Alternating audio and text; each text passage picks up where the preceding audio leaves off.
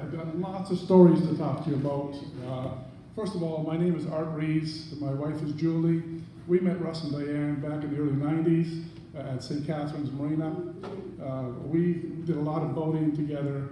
When I retired, I ended up, the weekend after I retired, being asked by Neptunus Boats to deliver one motor yacht. That became 70 motor yachts later, over 100,000 miles up and down the eastern seaboard, the different places in between, all the way to Florida and back. Russ and Diane were avid boaters also and had a boat just down the dock from us. And Julie and I needed help to deliver these boats. They were 55-foot up to 70-foot boats in those days. And of course, Russ being a boater, Diane also, we ended up a foursome, delivering a number of boats down to Florida and out to Rhode Island and Annapolis to the boat shows. As you all know, Russ was an avid boater and started off with a couple wooden boats. The first one was called Tie One On. And there is a story, and I think it's on one of the tables here that was put into a boating book, where it was a 30-foot Chris craft he bought over in Tonawanda, and it needed a lot of work. Those of you who know Russ well, he is an excellent woodworker. And he tore that boat apart, replaced planks in it, replaced windows and window frames, and brought it back to life over a 2-year period, I believe. And they thoroughly enjoyed that. That boat, I believe, was in St. Catharines Marina when we first met you, right, Diane? And anyway, he sold that boat. And that's usually what we do. We buy boats, fix them all up real well, and then sell them and buy something else that we can fix up. Russ bought a 38-foot Chris Craft Constellation, a beautiful vessel, but it also needed a little bit of work. And I can remember him, I think it might have been one season, maybe two, in the wintertime that he had taken it to the Rice Road greenhouses and built a big greenhouse out of plastic around a frame and worked on that boat for winters, replacing planks and bringing that back to life. He spent a lot of time working on boats, and he loved wood and working with wood. Russ, one of his, I can't understand why it wasn't said earlier, but one of his phrases was, "Art, I went to work and did this on the boat. I went to work and I did this for you, Art." It was always, "I went to work and." It's something that never left me, that was a phrase that maybe from Newfoundland that Russ brought with him. But anyway, he had brought that boat to St. Catharines Marina. Next thing I know, it's a beautiful boat, well done, and then all the railings are taken off it. Russ took all the railings apart, the stanchions off, and he's now sanding and varnishing the tow rails. He took that boat to Clayton, where there's a wooden boat show that's held annually in Clayton, New York. And Russ and Diane went out to the Thousand Islands and entered the boat in the competition. And I must tell you, people spend tens of thousands of dollars to bring a wooden boat back to life. Russ did this at Rice Road Greenhouses and at our marina and won best of his class with that boat, not once, but twice, 2 years in a row. And so when you think of people that spend an awful lot of money to bring a boat back to life, Russ has so much knowledge and loved boats so much that he could do that and beat the others who brought boats to that boat show. So he did very well with woodwork, obviously. I have other stories to tell you that gets a little closer to Julie and I and Diane involved. And that is, I guess we'll start off with one of the first boats that they came with Julie and I to head.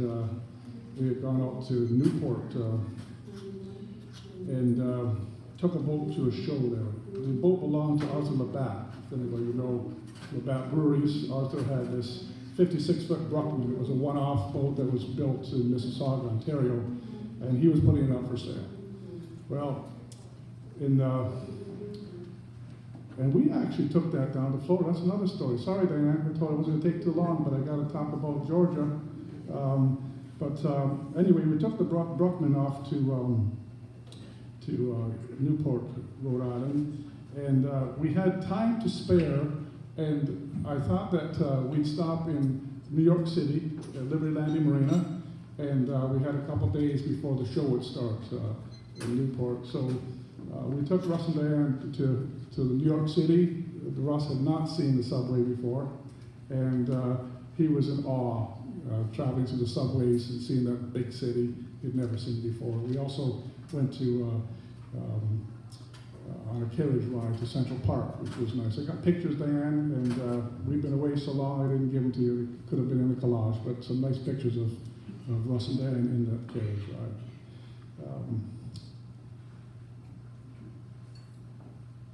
Anyway, comes retirement. 2003, I retired.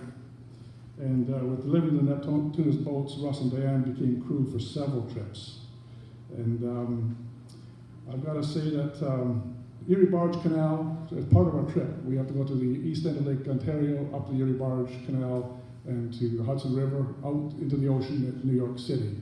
And we have to cross Lake Oneida, if anybody who knows, that's in the Erie Barge Canal system. And on the east side of Lake Oneida is a place called Sylvan Beach. And when we were entering the channel, going off the lake into Sylvan Beach, 3 people disappeared: Julie, Diane, and Russ. I was running the boat from the flybridge, and we were coming into Sylvan Beach, which is a destination place with an amusement park just off the channel. Hundreds of people were there when we arrived there. And I look down at the bow, and I see, can you hear me? And I see Russ, Julie, and Diane walking up to the bow of the boat and letting all these people see a sign like this. Can you see what that says? For those that are from the Atlas and worked with Russ, it says, "On strike." And they were on strike, walking around the side of the boat to the bow a couple times, and I couldn't believe my friend Russ would carry a sign like that on the boat that we were delivering. But it was for a meal, and we had talked to them about a real nice restaurant with good fish, and we went for a fish meal. But Russ and I talked to him. I said, "Russ, how could you do that to me?" And he said, "Well, I was outnumbered. I had 2 ladies that voted for it, and I had to go out with them." Because he was embarrassed at first to go and do that. But that's my friend, Russ. There's many more stories we have to talk about, but I'm trying to keep it short enough for you. I've got to say that through the years, many deliveries, I've got to say that with Diane, Julie, Russ, every morning, there was laughter.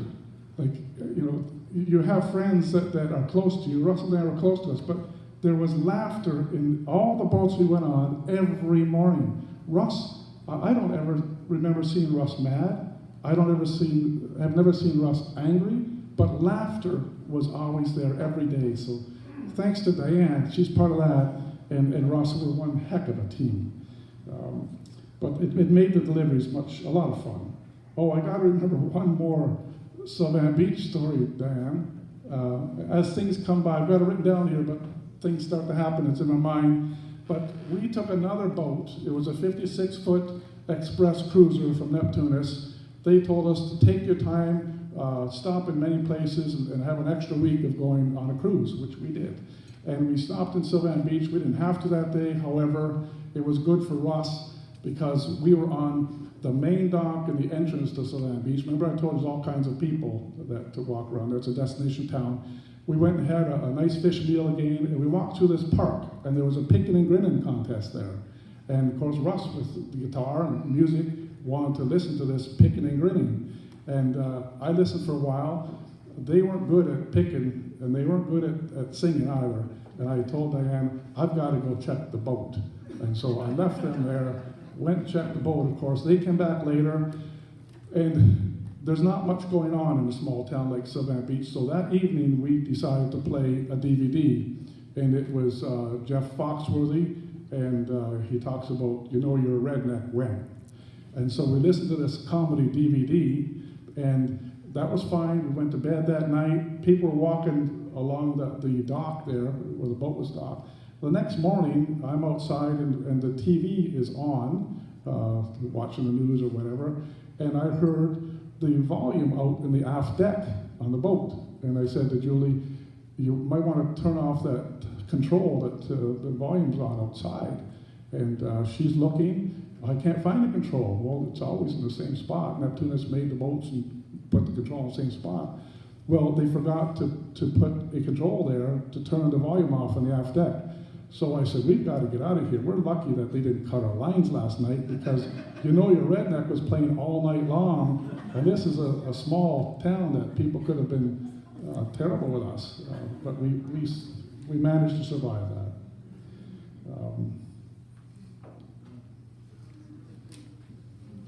We did a lot of ocean travel.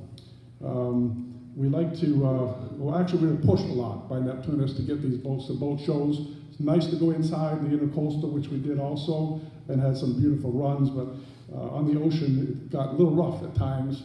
And one of Russ's phrases, and it has to come from home, he would tell me, I like it when it's a little snotty out there.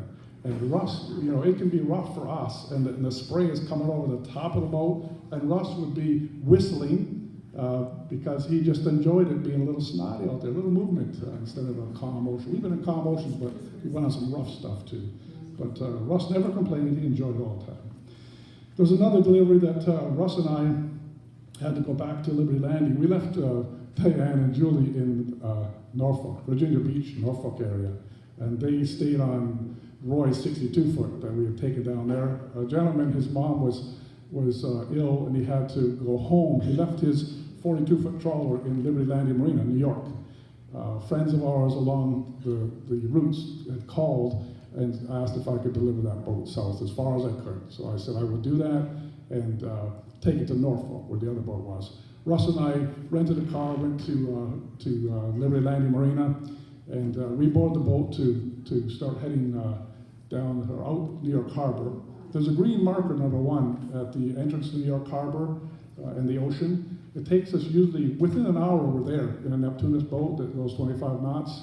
It took us 3 hours to get there with this 42 trawler. It was an 8-knot boat. Anyway, as Russ always did, he did the work, the lines, the heavy work. I drove the bus. And I depend on Russ to drive the bus also when I needed rest. I'll talk about that later. But Russ is down on the foredeck, and he's picking up the lines, putting them all together to store. And I'm on the flybridge, and because it's a small boat, we could talk to each other onto the deck. And Russ says to me, Art, you can take it up now. And I said to Russ, we are up, Russ. And it was such a slow boat. It was painful to take that boat. And also it was an older vessel that the steering didn't work too good, so the boat kind of didn't go in a straight line. And I had to depend on Russ to also take turns steering that boat. It took us forever to get down to Norfolk. There's more to that story, but I haven't got time to talk about that. But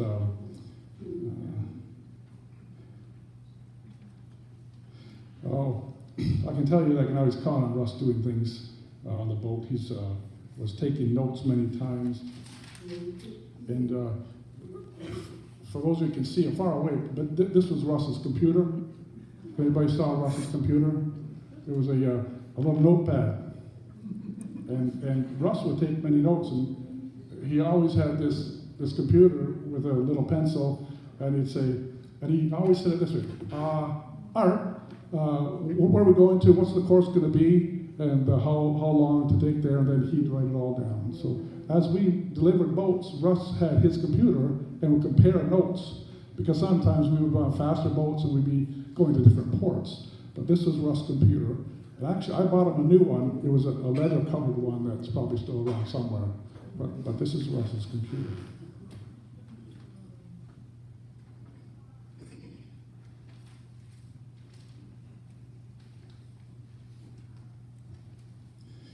As I said, he's always doing something. He's writing notes. Another thing that I brought up here, you never saw Russ without this in his pocket. I could be running the boat, and again, we would take turns. When I got tired, my eyes were tired of running the ocean, and he would drive, but he would never rest. He was always doing something, and I remember times that we were on the flybridge, I'm driving on the ocean, and Russ is down on his hands and knees and going across in front of my knees to clean the boat. He never stopped cleaning the boat. There was never any bugs on the flybridge of the boats that we ran. because he was just that big guy. Julie and I had taken other boats, Roy's boat one summer, a number of long trips, and let Russ and Diane use our own boat in St. Catharines Marina, and we had a 58 Hatteras at the time, and I told Russ, you guys go and use it as a cottage, go and stay aboard. And I came back a week later, and my boat wasn't as clean as that ever in its lifetime, because Russ and Diane were on the boat, because again, he loved being on the boat, and he would clean it. I went to work in. Russ said to me, I went to work and I made you a base for your radar. The base for the radar was made a wooden block that he made out of wood and painted it up. And another one was, I went to work in. Just, that's the way he was. He always did something for us. He was fantastic. Oh, the Georgia trip, another Georgia trip inside. For those of you who've gone down south, Joe, if you've done any of that traveling down there, Leroy's been with us on a trip down there. Georgia, I don't like going there. It's very shallow. It's a 9-foot tide. You can run aground very easily. But another issue with Georgia is when it's hot there, there's a lot of horseflies and bugs that bite you. And there was one time where Diane, Julie, Russ and I are on the fly bridge, and this is Labatt's boat. Big fly bridge up there, and we are getting eaten alive. I'm hitting myself, and we're all getting eaten alive by these horseflies, big flies, and they take a chunk out of you. So Russ said to me, Art, here's how you look after that. Have you got any dryer sheets on board? And of course, Julie went and got dryer sheets, and he says, you just rub dryer sheets all over you, and the bugs won't bite you. And I'm saying, no, it's bad enough as it is. I'm not going to cover myself in dryer sheets. And as Russ is rubbing his leg with the dryer sheets, a fly bites him right in the same spot, and blood was dripping from his leg. And I said, that's what dryer sheets do for you, eh, Russ? But yeah, he got bit a few times too.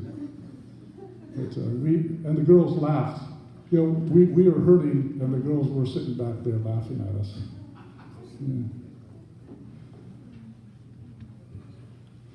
One of our last trips, just before that, on some of the most of the Neptune's boats, there's cameras in the engine rooms. And I would go down every 45 minutes to an hour to check engines to make sure there's got no oil leaks, no water leaks or whatever. But Russ would always say, Art, you want me to go down to the engine room and check it out? Because he'd like to go and do that stuff also. And we would watch Russ down there through the camera system, and he'd be down on the floor in the engine rooms, or stand-up engine rooms. The head space was so you could walk in the engine rooms, and he'd be underneath engines, and he'd come up with a little nut or a screw and say, Art, we got a nut that's come from somewhere. And then I explained that Neptunus, when they make these boats, they don't care if they drop a nut or bolt somewhere, and then as you run, they'll come back into the bilge from the forward section. But that's how particular he was. I could count on Russ going down there, telling me if there's a problem with engines, leaks or whatever, even to the little nut that he would find at the bottom. He was so detailed. One of our last trips was aboard Roy's 70-foot. There came a time Roy was passing away, and we talked about what to do with the boat. And it was late in the season, in November. We ended up taking that boat to Chicago and down to Mississippi. So Russ is one of the few people that has done the whole loop, the Great Loop. You guys have done all these coasts with us, and Russ came with me. Julie stayed back. So it's just Russ and I on the 70-foot going to Chicago. It's a 900-mile trip from Lake Ontario just to get to Chicago, then get under the bridges there and start heading down to Mississippi. We ended up taking 25 days to do that trip. We went to Chicago. I knew some acquaintances there that I had dealt with before, and they told us to go to a special restaurant that they like. So we got a cab. Russ and I went to this Italian restaurant that was well known, and as we get into it, there's valet parking all in front on the main street. Oprah goes there many times. Frank Sinatra's pictures in there. Good food, but Russ said, now I can tell people I've eaten the same restaurant that Oprah's been to. And of course we had a good meal there also. Russ could also cook. I cannot cook. My wife spoils me, And all the time that we were running boats, Russ would say, Art, you like something to eat? He's also said to me, would you like a mug up? And he would bring coffee or tea to me, but he was always cooking something for me. I can't understand how Russ could drink a cup of coffee late at night before going to bed. But he always asked, Art, do you want coffee? I can't drink coffee, I won't be sleeping all night. But Russ could drink coffee every night before going to bed. It still was up. He's one of those guys that has another head in the closet. You can just turn it on there and he's just as bright as can be the next morning. But he got his sleep, obviously. While on that trip, we had 2 storms coming from Mexico up the Gulf of Mexico. And I had called back home, talked to Julie and Roy, saying that one of Roy's favorite sayings is, Art, if it's rough out there, don't leave. It's called pleasure boating. Stay docked if it's rough. Well, 2 storms were going to make it a rough trip, 200 miles across the Gulf from Panama City to Clearwater entrance. And so we start heading out there, 7-foot waves from the east, 7-foot waves from the let's say, on my starboard bow and my port bow. Water is spraying over top of the flybridge of the 70-foot boat. Again, Russ, I like it when it's snotty out here. And he didn't mind at all. He says to me, Art, you want something to eat? Yeah, okay. So he went downstairs, took a long time. Russ finally came back up to the flybridge with a sandwich and some chips, and had to go back down to get some pop to drink. And he told me, while we were out in this rough water, he had one hand holding the fridge, another leg up on a partition in the boat because the fridge door opened up and everything fell on the floor. And of course, he had to clean all that up. That's what took so long. Anyway, we continued down. We're about 100 miles out, halfway across the Gulf. And I look over to the chair on the side, and the water is spraying, and it's wet on the flybridge and all the windows. And there's Russ sleeping. I took pictures of that also. But Russ is sleeping in this snotty weather. It was terrible weather. You don't want to be on that kind of stuff. But he was comfortable boating. That was Russ. One of the highlights, almost finished, one of the highlights that we were bringing our own boat back from Myrtle Beach a few years ago, and we were at Atlantic Yacht Basin near Norfolk, Virginia Beach, and we always, whenever we went to a marina that there was a boat yard, we had to go look at the boats in the yard. Anybody who's serious about boating has to look at the other boats. Anyway, we find this wooden boat that's up on a marine railway. It's a large boat, 107-foot Trumpy. Most of you probably don't know what a Trumpy is, but that's the Cadillac of wooden boats from way gone back era. And so we look at the boat, I see the name of it, it's called Sequoia. Does anybody know what the Sequoia is? Or was? It was the presidential yacht that was used for many presidents. Russ and I met the captain. We got aboard that boat. We had a complete tour of the boat. They were doing a refit. And Russ was in his glory because from working on his 30-foot Taiwan to touch wood, and here this big boat is being refit. Some frames were being taken out and replaced.